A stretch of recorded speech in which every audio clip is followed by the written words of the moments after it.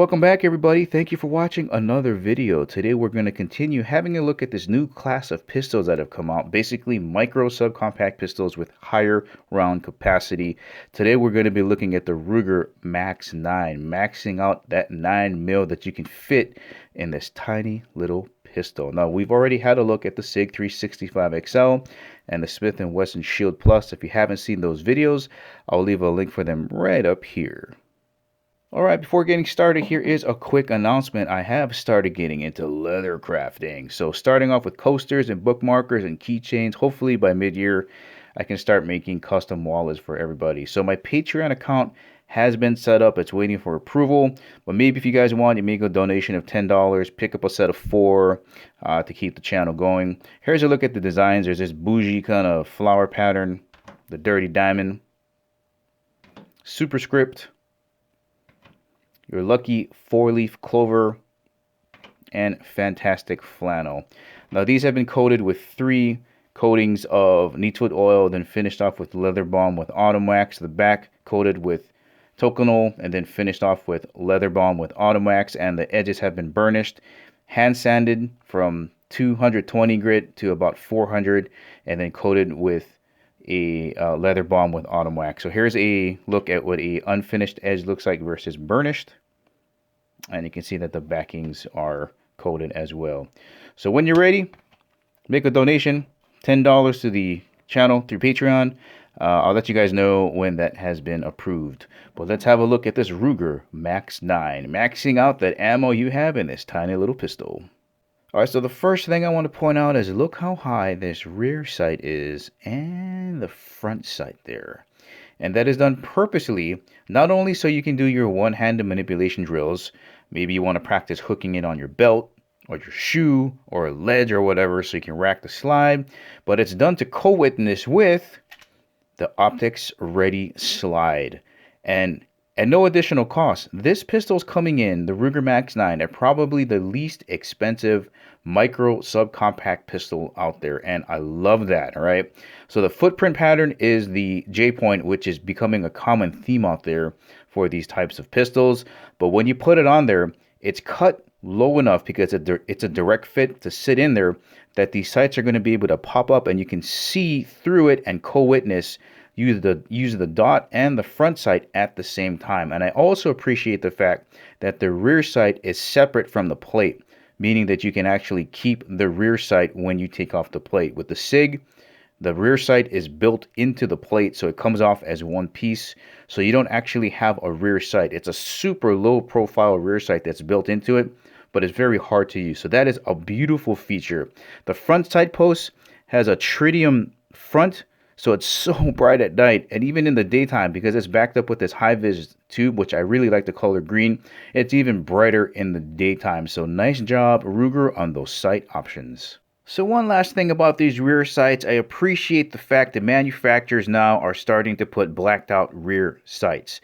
If one of the training goals is to concentrate on the front sight, then why have a white out in the back? Now before, it used to be a white out in the back and then just a white dot in the front. I get it. But now when you got sights like this, just ridiculously glow in the dark nuclear reactive tritium front sight backed up by a high-vis fiber optic, you really just don't want to have any distractions by having a whiteout back here. But if you do, they do give you a groove to put a little bit of paint in there. But I like the blacked out back sight.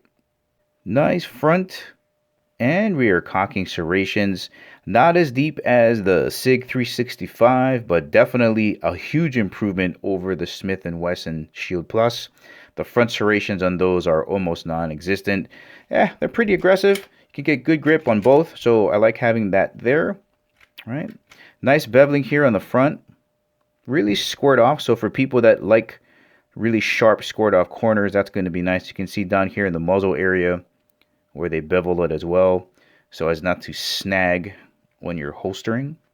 All right, just having a look at the controls here. This model does have the thumb safety that's extremely 1911-like in its positioning, and it sweeps on and off no problem. There's a closer look at the slide catch release there. Let me see if I can, okay, that's nice, and drop. Not bad, very low profile. There's it, look at it from up here. Okay, Okay. And I'll tip it this way. So you can see, yeah, I think the thumb safety sticks out a little bit more than the slide catch release. All right, there's a look at that. All right, moving over to the front again, having a look at the rail section because there is none, similar to the Smith & Wesson Shield. Nice oversized trigger guard like the 365. Serrations on the front. Comes over here right around to an undercut trigger guard to give you a little bit more space to get an extra finger on the grip.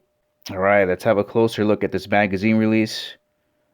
Low profile, love it. Well done. Large enough so you can press it without hunting for it. It is reversible to the other side. Check it out. Not a lot of hand gymnastics to get that out of there. And man, look at how just it flies out of there, guys. So well polished, these magazines. So two 10-rounders. One of them comes with the extension to make it 12, and the other one has a extension, pinky extension, for those with bigger hands, or you just wanted to feel more comfortable. And again, double stack into a single feed. Man, those are nice. But again, not a lot of hand gymnastics to kick it out. So I like that feature. Very nice mag release. All right, let's have a look at the grip now. I like this grip angle. It feels very natural in the hand. Nice deep beaver tail area. That's going to help you with that snappy short 3.2-inch barrel. Sits very deep into the web of my hand, at least. Here's a look at the stippling. Not as aggressive as the SIG or the Smith, but very comfortable, so that's going to help you out when your hands are getting sweaty. We got stippling on the back strap, as well as the front strap, and you got a little bit of a cutout here to make it comfortable when you're shooting. Nice little palm swell back here as well. Here's a look at what the 12-round magazine looks like. You see how it sticks out a little bit lower than the grip itself. And then the flush 10-rounder will look like this. Now, even with my small hands, my pinky is kind of hanging out there a little bit more. So again, that's going to give you 10 plus 1. This one will give you 12 plus 1, which is the max 9 capacity. But I'm sure somebody's going to make a 15-rounder soon.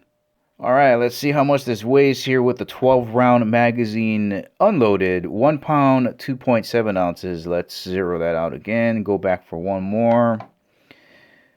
1 pound, 2.7 ounces. Let's do it once more. Just for good luck. 1 pound, 2.7 ounces. That's pretty much standard. All right, let's have a closer look at this trigger. Definitely better than the SIG, but not as good as the Smith. All right, there's your take up, nice and smooth. Hit the wall. I'm going to try to go as slow as I can. Here we go.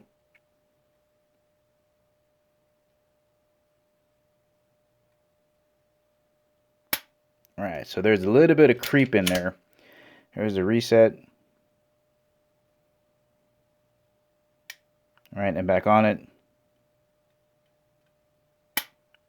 It's not bad. Not too heavy. A little bit of creep. Okay, here we go again. Go as slow as I can.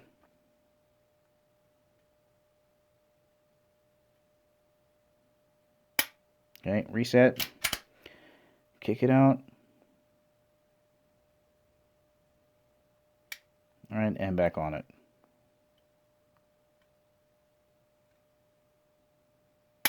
Seems like I can get like 3 small pulls done when going slow.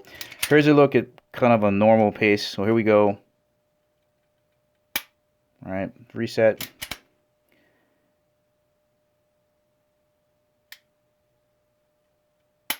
All right, let's measure it. All right, let's do some pulls.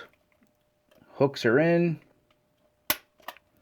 First pull, 5 pounds, 15 ounces. So heavier than the Smith and the Siggy. Clear. Okay, second pull. Up, same. 5 pounds, 15 ounces. Ooh, consistent. All right. Last pull. 6 pounds even. Yeah, definitely heavier than the SIG and the Smith. But man, what a good value pistol. Woo! Ruger dropping out an absolute dime with the Max 9, coming in at the cheapest option compared to the Springfield Hellcat, the SIG 365 XL, and the Smith & Wesson Shield Plus. This is going to be a great option if you're looking to pick up something that's more affordable with a higher round capacity in the micro subcompact field. Guys, thanks for watching. I'll catch you in the next video.